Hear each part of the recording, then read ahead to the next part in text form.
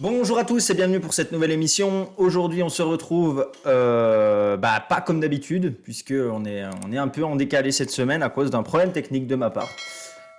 J'ai pas pu assister à l'émission hier, mais voilà, on se retrouve aujourd'hui. Comment tu vas, Crypto Bah Musli? écoute, ça va bien, un petit peu étafiévreux, un peu de tout, mais ça va, on est là, c'est le plus important et content de cette émission qui s'annonce. Il y a eu beaucoup d'actualités, ça bouge pas mal en ce moment, donc c'est parti quoi pour une bonne émission. Bah, et ça bouge aussi bien dans les marchés, hein. Ouais, ouais, ouais. On va pouvoir parler de tout ça. Et d'ailleurs, revenir, on va beaucoup parler du Bitcoin aujourd'hui et revenir un petit peu sur toutes les notions qu'on a vues, s'en servir pour essayer de trouver des éléments qui vont nous permettre de penser à la suite. Yes. Bon, bah allez, c'est parti, on peut commencer avec l'actualité. Et c'est parti.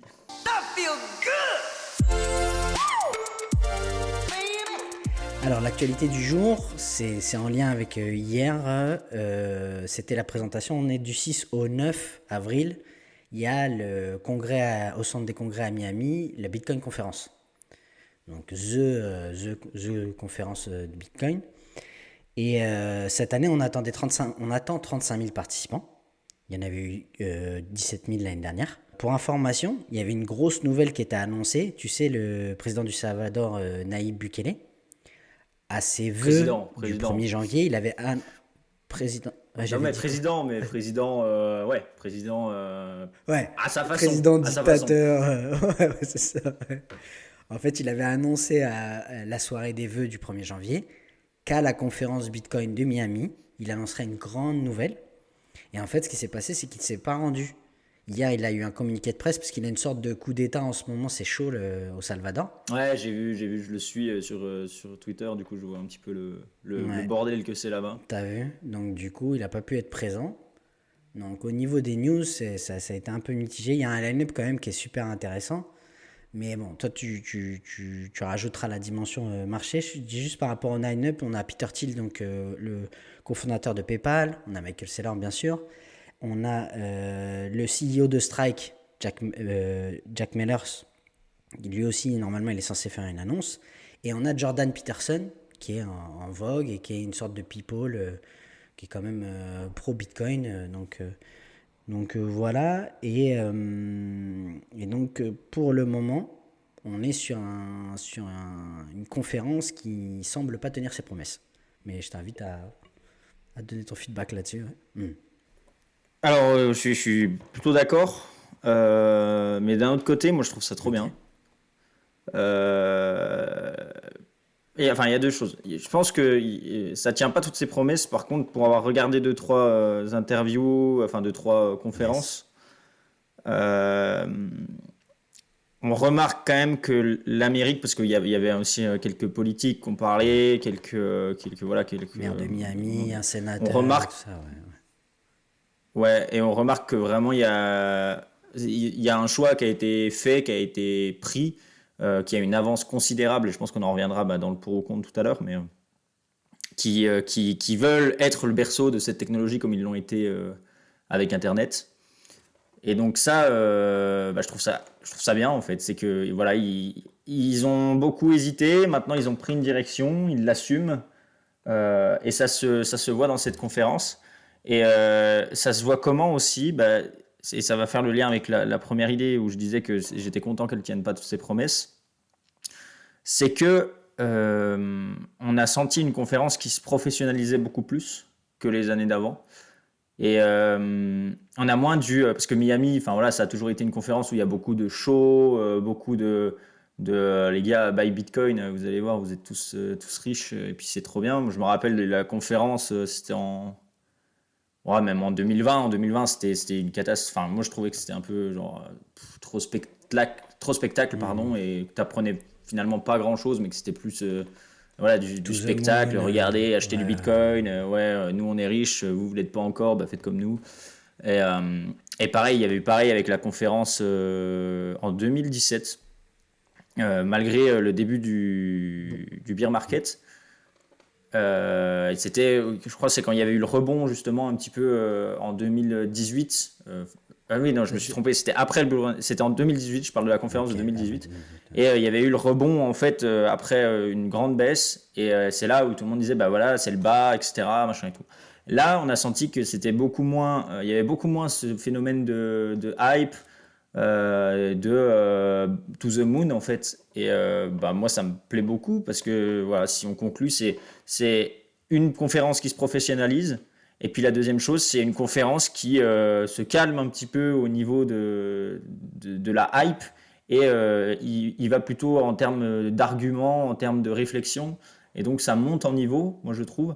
Après, bien sûr, il y a plein de promesses qui ne sont pas tenues pour l'instant. Il y a plein de gens qui ne sont pas non plus très satisfaits de ça. Mais je pense que c'est un passage, une transition et que on passe d'un monde un peu hype à un monde, bah voilà, les gars, maintenant on rigole plus avec ça, c'est professionnel et il faut qu'on en parle sérieusement quand on va dans ce genre d'événement, même si on est à Miami. Donc voilà, moi si j'ai mon avis à donner là-dessus, c'est celui-là. Ok. C'est bon pour les actualités pour moi. Et bah super, passons à la deuxième chose. Nous allons étudier pourquoi tu as le Covid. Non.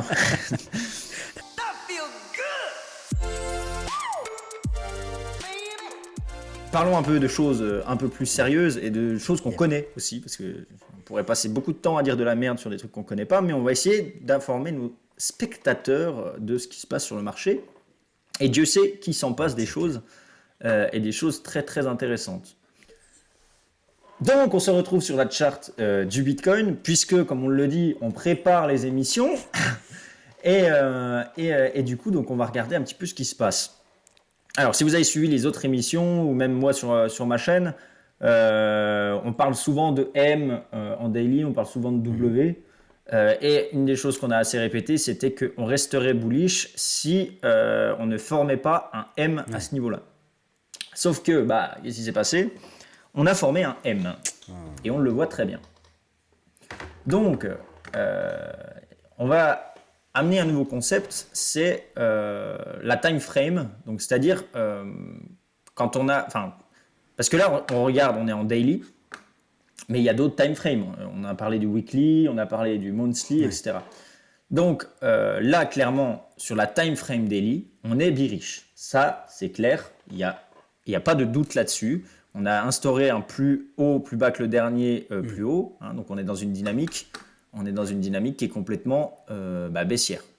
On le voit, tac, tac.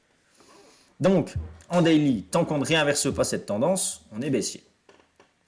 Mais est-ce que c'est la fin du monde? Parce que c'est ça le but du truc, c'est de savoir si c'est vraiment la fin du Où monde. on en est par rapport à la fin du monde. Et C'est ça, le truc. où on en est par rapport à la fin du monde, exactement. Et donc, on va aller regarder en weekly. Et on voit une chose en weekly, c'est que on est toujours au-dessus de ceci. Et ceci, ça correspond à quoi? Ça correspond à un support weekly. On le voit, hein, alors on va se mettre en noir, on va respecter le code couleur. On a cette grande zone ici, donc qui a servi de résistance ici, de support ici. Ensuite, on est venu casser ici, c'est venu taper en support ici, c'est venu retaper en support ici. Ici, on a un point pivot qui fait qu'on on est resté au milieu de ce support pour ensuite le casser à la baisse. On a ensuite ici où ça a servi de résistance. Et là, actuellement, on est en train de retracer le mouvement. Et on en a parlé, on avait vu ce doji la semaine dernière. Et on avait dit, ouais, bon, bah, c'est pas ouf, quoi. C'est voilà. Ouais, c'était lundi, ouais, pardon. Et donc, effectivement, bah, ça n'a pas loupé. Derrière, ce qu'on avait dit était juste, c'est que ceci, c'est une figure de retournement. Donc, on s'est retourné pour le moment. Par contre, on reste au-dessus de ce support weekly. Alors, la question, c'est quoi? C'est, ok, tu viens de nous dire qu'en weekly, on est haussier, et tu viens de nous dire qu'en daily, on est baissier. Yep. Donc, du coup, le but, ça va être de déterminer quelle chart est la plus importante, laquelle prime sur l'autre, le daily ou le weekly. Et ça, c'est un concept qui est hyper important. Il faut savoir que toujours la plus haute time frame a des signaux plus forts que les plus petites time frames. Donc, si aujourd'hui, on regarde la courbe, on ne peut pas être bearish sur le Bitcoin parce que le weekly est haussier.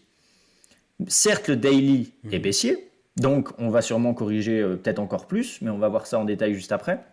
Mais en tout cas, au niveau macro, au niveau avec du recul, on ne peut pas être baissier. Et là, la ligne, elle est Et à combien on là va faire. Le sup- Alors là, on est à. C'est 43 800 jusqu'à 42 000 le support weekly. Donc l'idée, c'est quoi? C'est de ne pas fermer en weekly en dessous de Ok. ça. Sinon, il va encore falloir faire plus attention. Mais vous verrez, même si on ferme en dessous, si on commence à avoir des divergences haussières en daily, etc., bah, peut-être qu'il faudra revisiter notre avis. Et en fait, c'est ça, le trading, vous avez beaucoup l'impression que les gens se contredisent beaucoup, qu'un coup on est bullish, un coup on est bearish, parce qu'en fait, c'est ça change tout le temps, c'est un milieu qui est hyper dynamique.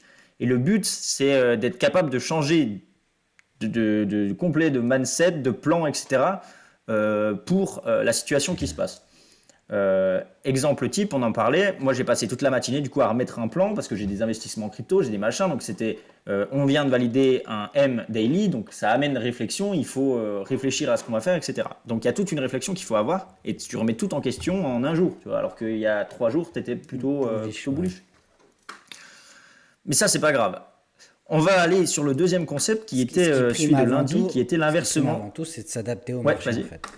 Concrètement, même si C'est ça, derrière, totalement, quand tu es sur une c'est- tendance, et tu l'avais dit toi-même, tu as dit on s'emballe pas, c'est bullish pour le moment, mais on observe le marché et quoi qu'il arrive, c'est l'adaptation qui prime, quoi. Totalement. Et lundi, on avait dit c'est bullish tant qu'on ne pète pas le support daily. Par contre, on avait dit on n'investit pas parce Ouais, qu'on a ouais, cette exact, figure de ouais, retournement. Donc voilà, il y avait, c'était du 50-50 hein, et c'est le risque qui est passé. Donc ouais, c'est hyper important. Personne ne fait le marché. Enfin, nous, en tout cas, on ne fait pas le marché. Notre but, c'est juste de s'adapter au marché. C'est juste ça. Donc, passons. On va aller sur le deuxième concept qu'on avait dit lundi. C'était l'invert scale. Et on va voir que ça va aider. C'est-à-dire que moi, le matin, là, je me suis réveillé, j'ai vu un M daily. Donc j'ai commencé à me dire, bon, là, ça pue. Et ça a été un de mes réflexes directs, c'est que je suis allé en weekly, j'ai regardé, ok, on est au-dessus du support, ok, ça va. La deuxième chose, c'était, ouais, on est au-dessus du support, mais j'ai envie de chercher un peu plus, quand même, un truc bearish, tu vois. Je me disais, attends, il y a quand même un truc qui est. Donc je dis, ouais, les volumes, dégueu et tout. Puis là, je me dis, attends, là, tu es en train de faire des biais, donc tu vas inverser la chart, comme on l'a fait lundi. Débiaisement. Donc débiaisement, et on va voir que, regardez, hein, si on inverte la chart, bah, finalement, on est sur un énorme M ici, et là, en fait, on est peut-être juste en train de faire le retest de ce M, hein, et puis après, on peut descendre plus bas, donc monter plus haut. Oui, en effet, là, il y a un énorme M. On le voit, enfin, aujourd'hui, là, si on prend un peu de recul sur la charte, moi, quand je vois ça, bah, désolé, mais c'est bearish, hein. Donc, entre autres, c'est bullish. Oui, oui, tout à fait. Génial. Donc, c'est pour ça qu'il faut, il faut rester assez neutre. Encore une fois, on parle du weekly. Donc, je ne dis pas qu'on va descendre, qu'on ne va pas descendre plus bas. Je dis que les figures sont haussières. Donc, au niveau macro, je suis haussier. On va aller en daily, donc voir un petit peu plus en détail où on en est et ce qui se passe. Et bien, en daily, on a validé donc ce M, comme on l'a dit tout à l'heure. Et si on regarde, pareil, c'est un concept qu'on a parlé sur la chaîne, l'USDT. On avait dit quand l'USDT est bullish, le Bitcoin est bearish. Et quand on regarde l'USDT, eh ben, on a imprimé une divergence bull, ici, en daily, qu'on n'a pas eu sur le Bitcoin. Donc, tu vois, si tu regardais que le Bitcoin, eh ben, tu ne pouvais pas forcément savoir parce que tu n'avais pas de divergence, etc. Par contre, si tu regardais l'USDT, bah, en fait, il y avait une divergence. Donc, il y avait potentiellement un retournement, comme on le voit sur le Bitcoin, qui était probable. Et donc là, on a revalidé, donc on a cassé la ligne de tendance sur le RSI, on a validé la divergence, donc on s'amène à une correction haussière. Encore une fois, si on regarde la charte de manière un peu plus haute, donc là on va se mettre en 3 jours, on est actuellement sur ce support ici, donc en fait c'était ce gros M qu'on pouvait valider mais qu'on n'a pas validé, on a rebondi dessus à la hausse, mais par contre, si on regarde, bah, c'est exactement la même chose. Regardez ici, on a un M ici qui a été validé, on est d'accord. Donc si on se met là, donc on va se mettre ici et ici, puisqu'on prend le corps et la mèche de la bougie pour tracer son support, eh bien actuellement on est peut-être aussi juste en train de faire un retest pour aller plus bas. Donc on comprend qu'il y a des signes en daily qui sont pas ouf, mais à chaque fois qu'on dézoome, que ce soit sur les SDT ou sur le Bitcoin, bah on se rend compte que ça va, c'est pas non plus la fin du monde actuellement. Ok. Deuxième chose, il faut remettre dans le contexte. Il faut toujours prendre d'autres points. On a vu que dès qu'il y a eu cette cassure, il y a beaucoup de charts bullish qui sont venus, il y a beaucoup de gens qui sont venus sur le marché, sur Twitter, ça a été beaucoup plus actif. En plus, les altcoins avaient fait des belles montées ces derniers temps. Donc du coup, ça amène toujours du monde parce qu'il y a de la volatilité sur le marché. Plus ça avancera dans le temps, plus le marché sera punitif et amènera des faux signaux. Sauf que, et c'est ça un petit peu qui est rigolo, c'est que dès qu'on a validé le M, là, t'as tout le monde qui est redevenu bearish instant. Ah ben c'est bon, c'est foutu. Parce qu'en fait, les gens, ils ont tellement été traumatisés par les autres fake-out qu'on a eu qu'ils commencent à connaître la notion de fake-out. Et le marché, il veut faire quoi? Il veut punir le maximum de personnes. Donc, si le marché commence à comprendre que on est en train de comprendre ce qu'il fait, il va s'adapter. Donc, le but, là, actuellement, c'est quoi? C'est de faire souffrir un maximum de personnes avec des réintégrations de range. Donc, ce qu'on est en train de faire, on a réintégré cette range de 3 mois ici pour faire douter les gens, pour les amener un petit peu dans tous les sens et qu'ils se découragent. Donc, c'est simple. Aujourd'hui, on attend quoi? Est-ce que ça peut remonter tout de suite? Totalement. Pourquoi? Parce qu'on est sur le support weekly. Donc, potentiellement, on peut avoir fait juste une fausse cassure du M et venir réintégrer directement ici, quoi. Sauf que ça, on ne peut pas l'anticiper. C'est en regardant ce qui va se passer plus tard et en faisant un plan, donc en se disant, par exemple, moi, mon plan, si on regarde, ça va être de regarder un petit peu plus en profondeur, donc le 4 heures, et d'attendre qu'on vienne former des structures en 4 heures comme ça et qu'on vienne revenir au-dessus, fermer en daily au-dessus de 45 500. Et là, je me dirais, ok, on s'est sauvé du fake-out et que c'était un double fake-out, donc fake-out haussier, fake-out baissier. On avait eu ce genre de figure, on a eu cette figure exactement, le double fake-out, juste avant le bull run de 2021. De 2020, pardon. Okay. Je vais vous le montrer. Mars-avril 2020. C'est ici. On avait eu fake-out haussier ici. Après, on était descendu, on avait validé un M. Et après, on était revenu instaurer une structure. Et après, derrière, on a eu le bull run. Pourquoi ça arrive avant un gros bull run, ce genre de structure? Parce qu'en fait, c'est trop chiant. Hein. Tu te dis, là, c'est bon, j'ai validé mon M, ça va, moi, j'ai compris le marché. Après, ça refait un W derrière. Tu te dis, non, mais me prends pas pour un con. C'est un faux signal. Et en fait, tu es tellement dans un truc, c'est un faux signal que tu en oublies le bull run qui va se passer juste après. Quoi. Donc, potentiellement. Donc, on peut très bien. Oui, vas-y. Potentiellement, quand tout le marché a petit à petit la même musique qui se met en place, ce qui est un peu ce qui est en train de se passer en ce moment sur la twittosphère ou quoi, c'est typiquement un signe où on se dit ok. Où peut aller le marché là où on l'attend pas, quoi. Totalement. Il donnera tort aux plus de personnes. Quand Twitter, quand tout va dans un même sens, mais change d'avis très rapidement, il y a des grosses fluctuations dans la vie, machin. Là, c'est le moment où en fait c'est un shaker le bordel. C'est tu démontes tout le monde dans le marché. En une semaine, on est passé de hyper bullish à hyper bearish, et c'est clair que c'est ça. D'accord. Et donc, le but, ça va être quoi? Ça va être de réinstaurer des structures, donc soit ici, directement, et puis on revient ici, soit un peu plus bas, donc dans des zones autour des 0,5 de retracement, des 0,618 de retracement. Alors, on en parlera sur une émission dédiée, parce que c'est un concept, c'est les retracements de Fibonacci. Ouais. Mais en tout cas, tout ce qu'on veut, en tout cas avec les connaissances qu'on a, nous, sur la chaîne, qu'on vous a donné sur la chaîne, c'est qu'on veut réinverser la tendance daily. En daily, on est baissier. On veut quoi? Réinverser la tendance.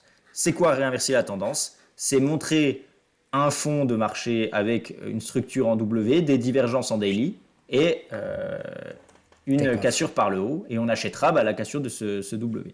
Okay. Donc pareil, si on revient à 2021, c'est exactement ce qu'on veut, c'est ça. C'est là, on avait cassé un M, donc il fallait être bearish. Il fallait être bearish. À ce moment-là, il fallait être bearish parce qu'on avait cassé avec cette bougie-là, ce M-là, ce grand support. Par contre, derrière, si on regarde, on a fait quoi? On a réinstauré un W, on est venu le casser à la hausse, et c'était là où il fallait acheter. Donc, c'est aussi simple que ça. Il n'y a pas à paniquer, il n'y a pas à je ne sais pas quoi faire. On attend. Actuellement, on attend de réinverser la tendance. On ne se précipite pas dès que ça descend, on se dit ah ouais non mais là il faut absolument que j'achète. Dès que ça monte, on ne dit pas ah, mais je vais louper le train. Non, on attend, ça se met en place, ça prend du temps à mettre en place une structure, donc on attend. Yes. Donc actuellement, on peut très bien venir jusqu'aux 38 768 $. Ça me dérange pas du tout, en fait. Puisque on peut encore très bien donc faire ça, venir jusqu'à la résistance daily ici, taper dessus, et puis réinstaurer une petite dynamique comme ça, jusqu'à avoir des choses comme ça, comme ça, comme ça, et là, c'est reparti. Et là, si on fait ça, t'inquiète pas qu'il y a un paquet de monde qui va commencer à être découragé. Donc encore une fois, on ne dit pas qu'on est sur bullish, etc. On dit juste qu'on a une structure en W weekly qui nous montre qu'on a plus de chances d'aller à la hausse qu'à la baisse, puisque c'est la plus grande time frame qui compte. Pareil, quand on fermera le mois, on ira aussi voir le monthly, parce que peut-être que le weekly sera aussi, mais en fait le monthly sera complètement baissier. Mais c'est toujours comme ça, on vient vérifier la time frame du haut. Donc on est bullish, oui, parce qu'on est en W weekly. Après aujourd'hui, et c'est ce que je t'ai dit ce matin, moi j'ai fermé des positions, j'ai sécurisé un peu de capital. Pourquoi ? Parce que si je vois ça, je serais très content que ça aille jusqu'ici et de pouvoir remettre de l'argent ici. Si ça remonte direct, c'est pas grave, j'aurais mes confirmations ici, j'aurais perdu peut-être 5% de gain, mais je m'en fous en fait, c'est pas grave, j'aurais pas pris le risque qu'on dégueule complètement et puis que voilà. Donc encore une fois, aujourd'hui les probabilités, on va dire que c'est du 60-40 sur du bullish à long terme plutôt que du bearish à long terme. Maintenant, on ne connaît pas l'avenir, donc quand on voit des structures de retournement en daily, on vient sécuriser un peu plus son portefeuille, on vient vendre quelques positions pour, si jamais ça va bien plus bas, qu'on puisse avoir des sous pour racheter. En effet. Et n'oubliez jamais qu'on peut très bien y revenir. Ça, le Bitcoin, il peut très bien redescendre à 28 000, à 25 000, etc. Il fait ce qu'il veut. C'est juste, nous, on prend des probabilités. C'est clair. Donc voilà là-dessus, j'espère que c'était assez clair et intéressant. Donc le plan c'est aujourd'hui qu'est-ce qu'on fait, c'est on attend en daily d'avoir soit une récupération des 45 500, soit une baisse qui va se prolonger un petit peu et des signes de retournement. Encore une fois on sera là pour de toute façon commenter tout ce qui se passe sur le marché, donc il n'y aura aucun souci. Et voilà. Alors il y a d'autres choses qui montrent... Il n'y a pas que ça, il n'y a pas que ce que je vous explique aujourd'hui qui permet d'en déduire ces conclusions-là. Il y a beaucoup d'order flow à faire, il y a les volumes profile à étudier, mais c'est encore des concepts qu'on n'a pas dans la chaîne, enfin qu'on n'a pas introduits, donc j'ai pas non plus envie d'en parler pour l'instant. Ce qui est bien aujourd'hui, c'est que tu as approfondi des outils qu'on a déjà vus et dans des dynamiques qui sont différentes. Donc ça nous permet davantage d'appréhender et de préciser des outils qu'on a déjà vus, donc c'est intéressant pour nous. Et comme ça, après, tu pourras nous développer davantage d'outils par la suite. Mais entre la semaine dernière et aujourd'hui, je pense vraiment qu'au niveau des analyses, c'est intéressant ce qu'on a eu au niveau du flow. Quoi. Ouais. Oui. Et je vais rajouter une dernière chose. C'est que le fake out, il est dangereux quand il est en top de marché. Là, actuellement, donc en top de marché, c'est quand il y a eu un mouvement haussier important et qu'on réintègre une range. Quand on est dans ces moments-là, pour moi, on est au début d'une nouvelle tendance, puisque c'est notre premier plus haut, plus bas que le dernier. C'est-à-dire que c'est la première fois qu'on fait un plus haut par rapport à cette période d'accumulation qu'on a eue là. Ouais. Donc ça peut juste être une correction, c'est pas forcément un fake out, c'est que le marché il monte pas en ligne droite et qu'on peut très bien être dans une... alors je vais choper l'outil qu'il me faut. On peut très bien être dans une... dans une 2 qui est en train de se former. C'est ce que tu as dit en plus. Tu as dit ça monte, mais à un moment on va corriger. Donc soyez... je l'ai dit, de toute façon il faudra revenir. Après la 1 elle aurait pu être jusqu'aux 50 000 puis qu'on vienne corriger que jusqu'ici. Mais le marché a décidé que ça se ferait comme ça. Donc on peut dire que notre 1 par exemple elle est ici. Notre 2 c'est juste une correction de 2 tout à fait classique. Et voilà. Et c'est pour ça tout le monde se dit là en ce moment il y a fake out, il y a fake out, il y a fake out. Par contre, quand on était là et qu'il y a eu fake out, il n'y a personne qui disait qu'il y avait fake out. Donc tout le monde est très inquiet. Ils sont tellement traumatisés de ce qui s'est passé là que là, ils se disent on a réintégré la range direction les 15 000 $. Attendez, on ne sait pas. Peut-être, vous avez raison. Mais aujourd'hui, on fait juste, moi ce que je vois, c'est un plus haut, plus haut que cette zone d'accumulation. Donc pas non plus la mort.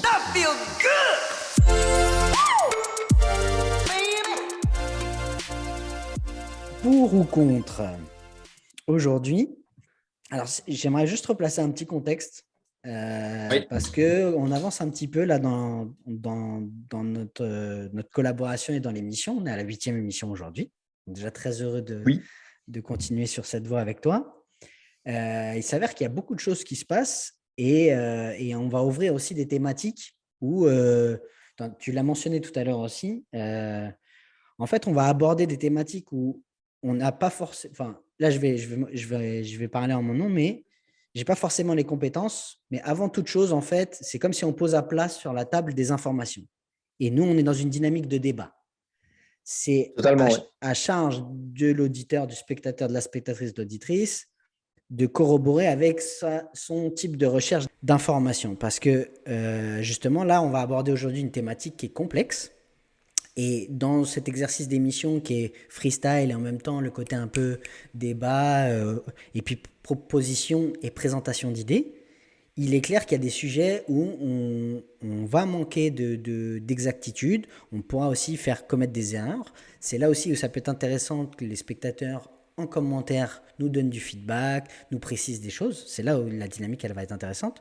Nous en tout cas, on est toujours dans une tentative d'être en vérité nos feelings, on a nos biais aussi qui sont à nous, mais on trouve plus important d'aborder des thématiques complexes dans les pour ou contre et de se créer comme ça, d'explorer ensemble pour qu'on se précise même nous. L'autre jour, on a eu une conversation tous les deux qui était passionnante, ça m'a appris beaucoup de choses, qu'on s'apprenne, on s'éduque chacun et qu'il en soit de même pour ceux qui nous écoutent.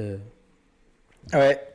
Totalement, bah en fait c'est ça, il faut pas penser que, et ça c'est valable pour même d'autres influenceurs que je pense que vous regardez, personne n'a toutes les informations sur un sujet. Nous, effectivement, moi les régulations, bah, je suis, mais de loin, je suis pas non plus à fond dedans, je connais pas tous les papiers qui ont été faits, etc. Mais c'est aussi ça le but, effectivement, comme tu le dis, c'est de partir sans avoir toutes les informations et au fur et à mesure du débat, bah, voilà, de aussi s'éduquer nous-mêmes et même de se faire éduquer peut-être par des spectateurs qui sont pas d'accord ou qui veulent préciser un point, etc. Voilà, excellent. Et Donc le pour ou contre. pour ou contre, aujourd'hui, on est sur justement la régulation des cryptos en Europe, parce qu'on a eu un mois de mars et là d'avril qui a été quand même assez rock'n'roll et chargé avec ce programme MiCA là. À l'Europe, ça régule un peu partout dans le monde. Ça, c'est clair que Oui. là-dessus, on est en période de régulation. Mais là, l'Europe, Ouais, mais l'Europe a adopté des positions beaucoup plus fermes. c'est clair. Et bon, ouais. Alors, du coup, pour ou contre, toi? Ouais, contre. Non, je peux pas être pour, mec. Ouais. Ben, moi c'est pareil, je vais pas être contre, je vais être pour. Ok. Maintenant, je pense que je vais aborder deux thématiques là-dessus pour expliquer le pour et le pourquoi ça peut être bon si c'est bien fait. Ok. Moi, juste préciser sur. Vas-y, je te laisse commencer. Juste dire que voilà, justement, le positionnement de Bruxelles qui annonce clairement en fait qu'ils veulent réguler l'anonymat des transactions. En fait, donc on a eu un premier vote qui a été refusé, mais on a quand même deux votes qui sont passés, qui sont sur les portefeuilles non hébergés, non custodial, ils sont contre. Et alors, pour le coup, le vrai truc, c'est la transaction à plus de $1000, déclarer la transaction à plus de $1000. Et là, clairement, c'est. Bah, c'est comme, ouais, c'est comme quand tu vas à la banque et que maintenant, si tu retires plus de 1 000 euros, on te demande ce que tu vas faire avec, ce que machin ou quoi. Mm-hmm. Mais je trouve c'est intéressant ça parce que c'est exactement la petite différence qu'il y a entre les États-Unis par exemple qui sont en train de réguler et l'Europe qui régule. Les réglementations des États-Unis sont plus laxistes mais existent et c'est bien pour le développement du milieu parce que aujourd'hui on est sur des actifs qui sont très importants et que finalement alors ça va pas dans le sens de ce que je pense de la crypto et ce que devrait être la crypto. Je pense dans le monde dans lequel on vit et dans l'économie dans laquelle on vit et je vois quand même un monde avec certains types de crypto qui peuvent exister et qui peuvent servir à ces gouvernements, à ces machins et tout. Ouais, c'est clair. Par contre, la différence qui est hyper importante, c'est que l'Europe décide d'interdire alors que les États-Unis, donc tout ce qui est transaction, sous prétexte d'anonymat. Sauf qu'on sait très bien que c'est faux sur la blockchain, c'est pas anonyme, hein. Tu peux avoir l'adresse, tu as les plateformes KYC, tu as tout ça, et c'est surtout que tu peux, si tu t'en donnes les moyens, suivre à partir du moment où ça sort de Binance, savoir où l'argent finit et à qui appartient le portefeuille. Yes. La différence, c'est que les États-Unis, ils sont en train de créer les outils pour pouvoir contrôler le milieu, c'est-à-dire voir ce qui se passe. L'Europe, elle, est plus dans le punitif et carrément l'interdiction punitive. Voilà. Donc, et ça va contre. C'est pour ça que, d'ailleurs, à mon avis, comme d'habitude, en Europe, on sera en retard de 20 ans sur le truc et qu'aux États-Unis, ça se passera super bien. En Chine, c'est discutable, mais en tout cas, aux États-Unis, ils prendront de l'avance sur ça, quoi. Et c'est ça qui est dérangeant, justement, c'est que de base, nous, on se positionnait, si tu regardes, il y a quelques années, on se positionnait comme une volonté de vouloir d'être des acteurs de régulation majeurs et bénéfiques pour la crypto. Et le truc, c'est aussi, il faut voir le contexte actuel, tu sais, avec ce qui se passe avec la Russie et l'Ukraine, où l'Europe, elle en démord pas, puisque du coup, la Russie, elle s'est positionnée en mode on va réguler là-dessus, l'Inde aussi.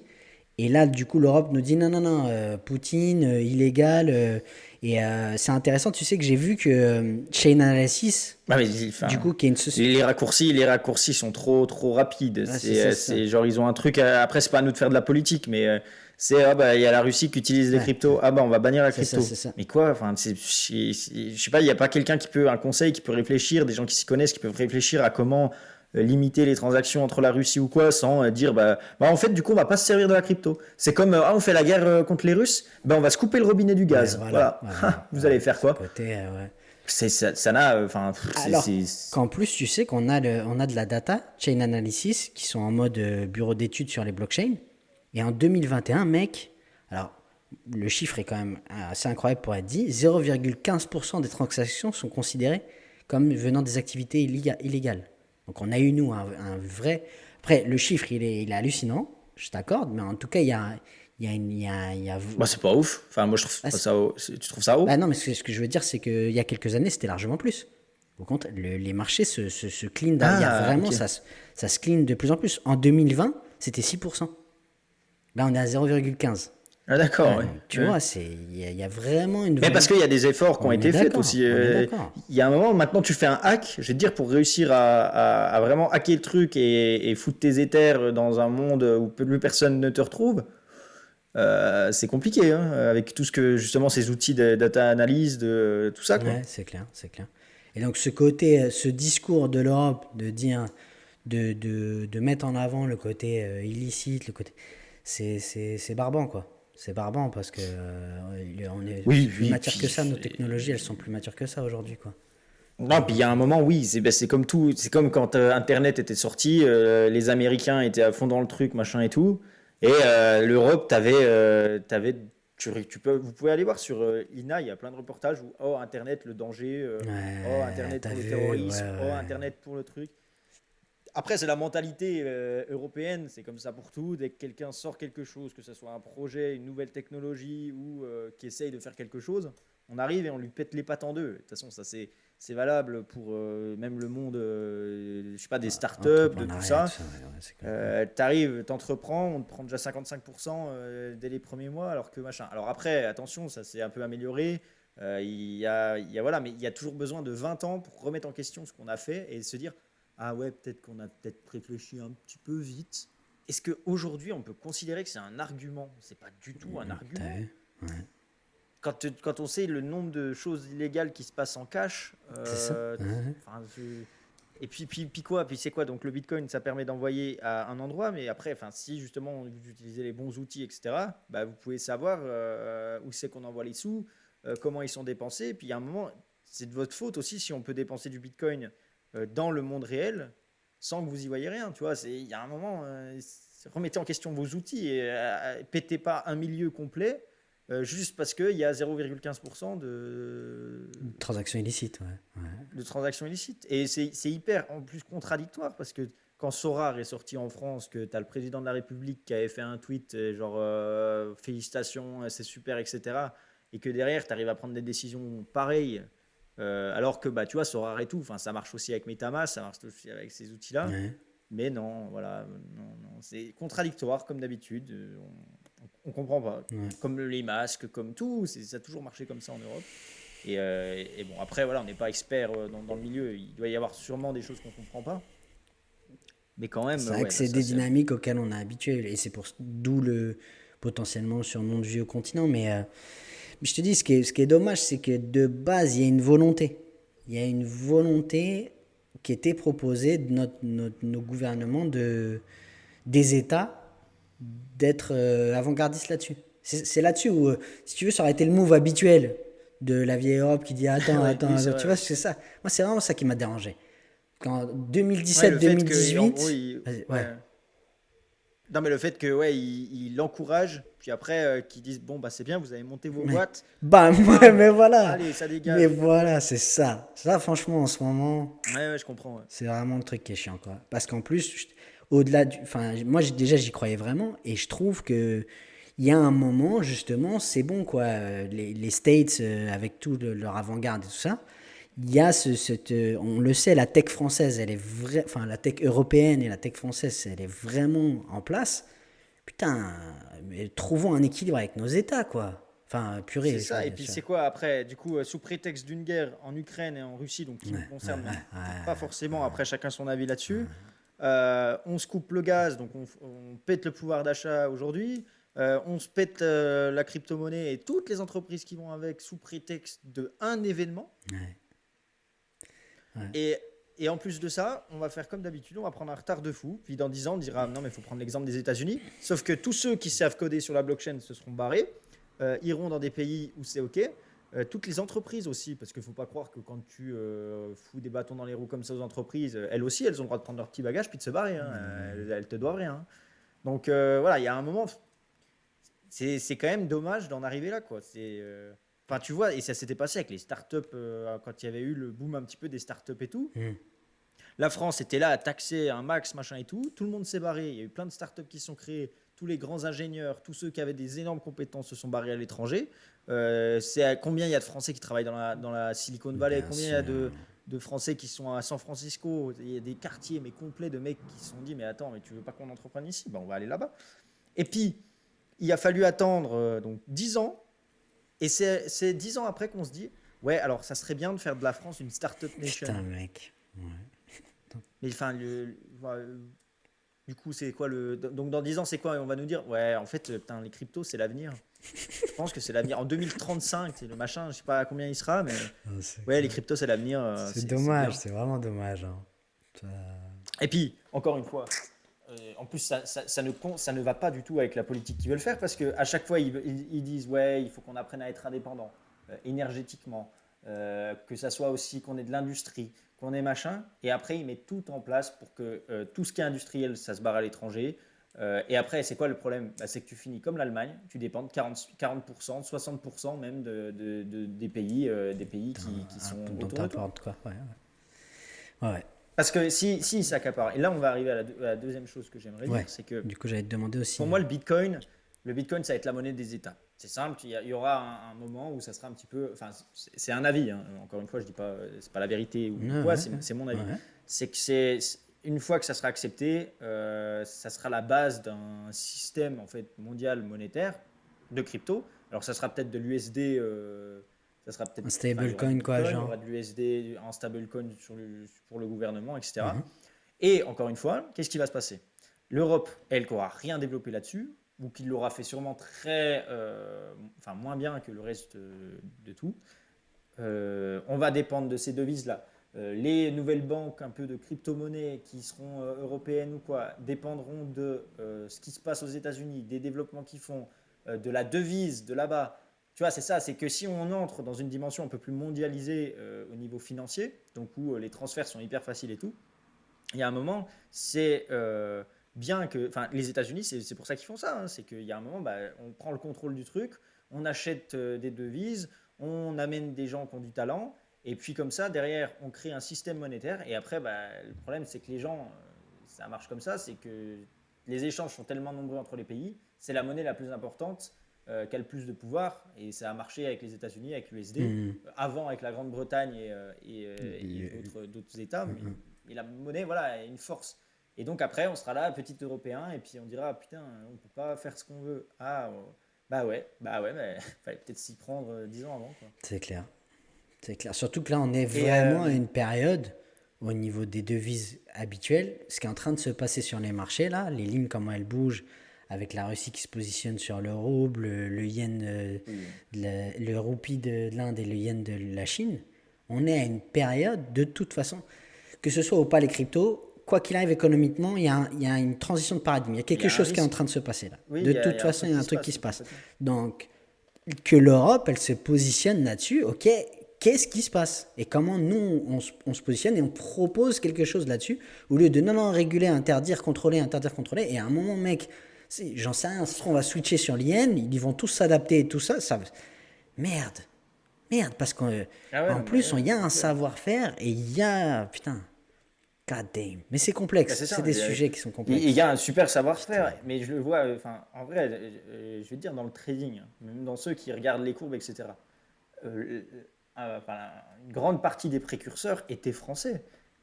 Tu vois, enfin, maintenant ils parlent tous anglais sur Twitter parce que c'est des gros comptes, etc.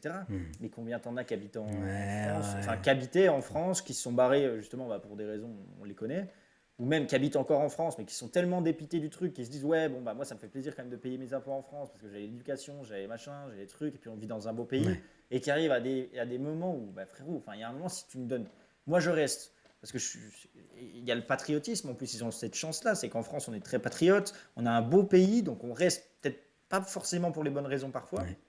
Mais il y a un moment, si tu pousses les gens vers la sortie comme ça, tu peux plus, faut arrêter quoi. Faut arrêter de machin.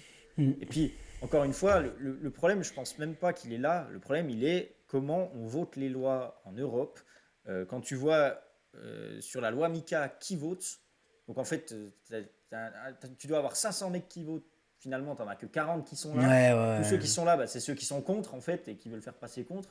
Et du coup, ça a aucun sens. Même ceux qui font les lois, enfin, tu vois des conversations tellement lunaires au Sénat, au machin et tout, mais les mecs, ils ont rien compris. Mm, Et ils font prendre des décisions sur la crypto-monnaie par des gens qui ont, désolé, mais mm. c'est la vérité, qui sont d'une autre Notre génération, qui, voilà, génération, qui un vont autre aller système. chercher. J'aime bien le positionnement là-dessus de Asher qui dit, ok les gars, on souffle, on respire, parce que nous de base, il y a un côté, on en a un peu ras-le-bol, tu vois.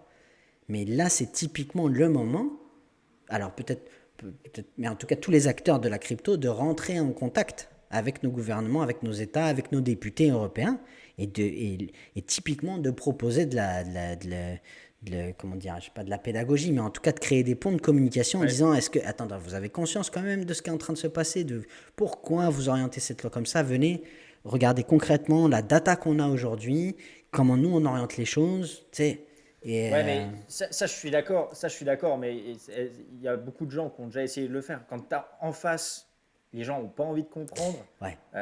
il y a un moment, voilà, Alors, en face, enfin, ouais, mais désolé, mais vraiment, on ils font peut pas pas être d'effort, hein. alors, on peut pas être. Alors, je suis d'accord avec toi. Seulement le Donc oui, on peut pas être positionnement, responsable frérot, si on se donne pas les c'est moyens. ça. C'est que la réaction en face, au bout d'un moment, eux, ils vont légiférer et eux, ils reçoivent nos informations comme ils veulent. Mais c'est Mm. notre positionnement à nous qui compte. C'est-à-dire concrètement, qu'est-ce qui est C'est notre important pour nous? responsabilité, C'est oui. notre responsabilité. Et que quand tu vois que justement là, aujourd'hui, il y a un ras-le-bol, j'aime bien ce concept de dire, ok, pourquoi on en a pourquoi il y a des raisons pour lesquelles ça nous use, ok, oh, transmettons cette information. Ils l'apprennent pas, ils en font quelque chose ou pas, ils légifèrent encore contre nous, ils font ralentir en mode mammouth ou quoi. De toute façon, ce qui est important, nous, c'est notre position à nous, acteurs de la crypto. Il y a des Ouais, gens de la crypto, des investisseurs, des créateurs qui sont en contact avec les États, avec des gens influents. Donc et là, c'est une grande responsabilité. Et nous, à notre toute petite échelle, tous les deux, dans ce média, de rappeler que, parce que moi, le premier, hein, quand je vois des trucs sur Internet, des fois, j'ai envie d'aller intervenir sur les pages et de faire mon troll, tu vois, ou ras-le-bol, quoi, tu vois. ouais, ouais, bien sûr, Et en ouais. fait, ok, tu sais quoi, se rappeler, ok, qu'est-ce qui est important pour nous? Pourquoi, là, qu'est-ce qui nous embête dans ce qui se passe aujourd'hui? Et comment on continue encore à leur passer l'information? Regardez ce qui se passe, C'est ça. on n'est plus en 2017, on est en 2022, il s'est passé voilà les trucs. Et pédagogie, transmission. Oui, puis Et ce que tu dis après, aussi, c'est que on n'est plus. L'avantage aussi de ça, et c'est pour ça, bon, c'est bien la régulation et tout, mais maintenant il y a tellement de force par Internet, par les réseaux et tout, que en fait, tu arrives à un truc où il y a un moment, ils vont prendre des décisions, mais ils vont pas pouvoir les assumer derrière parce que les gens ils seront pas d'accord. Et pour moi, le peuple aujourd'hui a beaucoup plus de force qu'avant. Aujourd'hui, tu peux Ça, monter c'est un clair. pôle de sondage. Typiquement, aujourd'hui, on a des influenceurs français qui sont suivis par des centaines de milliers de personnes. Tu montes un pôle de sondage et tu le refais monter à l'Assemblée. C'est concrètement, Mais c'est pour aujourd'hui, ça qu'on c'est prête des les instruments. libertés aux gens, hein, Ouais. puisqu'ils se sentent en Oui, danger. Il y oui. a un moment, on arrive tellement à de la Ouais, liberté, ouais, ouais, à ouais. un pouvoir qui est faisable sur certains points que Oui, c'est vrai tu que, pètes un bon, peu la liberté pour voilà. ouais, il y a ça Enfin aussi. Ouais, bref, c'est vrai que, pour bon, finir, ouais. on aura l'occasion d'en reparler. Yes. On va pas faire trop long non plus. Régulation, Juste, vaste j'aimerais sujet, c'est finir clair. avec un truc. Ouais, ouais, bien sûr. J'aimerais juste finir pour moi le pour. Le pour, c'est que aujourd'hui, tu me parles de régulation. Tu me parles de régulation sur le Bitcoin et tout, mais en fait, je n'arrive plus à considérer les cryptos qui sont réglementés comme de la crypto-monnaie. La crypto-monnaie, il y a une notion privée. Donc, si déjà on arrive à les réglementer, c'est qu'il y a un problème. Donc, on va dire dans le côté, on va dire plus profond, la philosophie en fait de la crypto. Ouais, Pourquoi aussi nous on y est venu, c'est de séparer la finance de la politique tout à fait. et de permettre du coup, avec une notion donc, de sécurité, aussi une notion cartésienne qui fait que la monnaie on ne l'imprime pas comme on veut, mais qu'il y a des règles et que les règles s'appliquent et que le système fonctionne de cette façon-là. Donc ça, le Bitcoin le fait par contre. Hmm. Et il y a la notion par contre d'anonymité, et le Bitcoin est incapable de faire ça, même si il commence à y avoir des couches supplémentaires, etc., qui permettent et qui vont permettre de le faire. Et c'est là où j'aimerais souligner, c'est que, bon, moi, c'est pas un secret, je suis quand même assez positionné crypto Privacy. privé, Ouais. hein, privacy coin. Pourquoi? Parce que tu peux pas en fait les réglementer, hein. Tu peux essayer, tu n'y arriveras pas. La seule chose que tu peux réglementer, c'est les sorties de privacy coin à quelque chose d'autre, quoi. Enfin, à du cash, à l'économie réelle. Et pour moi, c'est ce que j'aime dans les régulations, c'est que ça a forcé en fait le milieu à s'adapter aux régulations. Encore une fois, c'est un peu ce que je te disais avec les influenceurs qui aujourd'hui pourraient faire bouger les choses, etc. C'est ce que tu as dit. Et ben, ça va être aussi aux gens techniques, aux gens de la tech, aux gens qui croient aux valeurs de la crypto, Yes. de faire évoluer la technologie pour pas contrer, parce que c'est pas non plus l'esprit révolutionnaire, etc. Mais c'est respecter les engagements du début de la Ouais, crypto qui sont c'est ça. d'avoir une crypto qui n'est pas contrôlée par les États. Et ça, le Bitcoin n'est plus capable de le faire, puisque tout simplement, on est capable, on a comme tu dis, des analyses on-chain, etc., qui permettent de réguler ça. On a les KYC sur les plateformes, on a tout ça. Donc, ça va être. Et peut-être il y aura un compromis là au milieu à trouver, Mhm. mais dans tous les cas, si on a un truc qui est hyper anonyme, que personne ne peut réglementer, et un truc qui est trop Mhm. réglementé, il va y avoir un moment où l'État va être obligé de faire un compromis sur certains points parce que le peuple va s'adapter. Et c'est ça qui est bien avec la crypto-monnaie, c'est que tu as le choix de quoi tu achètes, de la devise dans laquelle tu es. Et du coup, si les gens commencent à avoir l'impression qu'ils sont pris pour des cons parce qu'il faut vraiment tout qui sont suivis, hein, parce que tu peux même être limite suivi hein, avec de la crypto, tu sais, c'est comme si tu avais Au ton compte en début, mais au banque, tout début le de monde l'Ukraine, il y a savait. eu ça. Il y a eu des comptes qui ont été bloqués d'investisseurs Voilà, c'est russes. ça. Même au Canada Ouais, au aussi, il y a eu Canada, ça bien sur sûr. Ouais, voilà. ouais. Ah ouais, au Canada, Donc, à un avec moment, les trucks là. Oh, les trucs, ouais. mec. Et donc, voilà, la promesse n'est pas tenue. Enfin, c'est pas que la promesse n'est pas tenue, hein. Je ne veux pas cracher sur les cryptos, toutes les cryptos qui existent aujourd'hui. Mais aujourd'hui, j'aimerais rappeler Ouais, que une crypto-monnaie, c'est votre compte, mais tout le monde sait ce que vous avez dessus. Tout le monde sait à qui vous envoyez de l'argent. Et tout le monde sait de qui vous recevez de l'argent. Pour certaines cryptos. Et donc, à vous, dans votre esprit de crypto-monnaie, peut-être que ça vous va, et c'est très bien, mais peut-être que vous allez justement aller découvrir des outils qui permettent d'avoir une confidentialité. Et ce n'est pas révolutionnaire, c'est légitime. Aujourd'hui, le système bancaire est beaucoup plus confidentiel que le Bitcoin, et ça, il faut se le mettre en tête. ouais, C'est que moi, personne ne sait ce que j'ai sur mon compte bancaire aujourd'hui, mais par contre, si tu cherches un peu, tu peux savoir, et puis que tu as mon ouais, KYC, Binance sait très bien ce que j'ai sur mon compte, qui en plus a l'État derrière, alors que pour une banque c'est un peu plus ouais, compliqué, en etc. effet. Donc voilà, il y a deux choses. C'est aux gens d'adapter leurs investissements en fonction, et je parle d'investissements long terme, c'est les investissements dans lesquels tu investis parce que tu as une technologie, parce que tu as une croyance, parce que tu défends des valeurs qui sont la liberté, qui sont la sécurité et tout ça.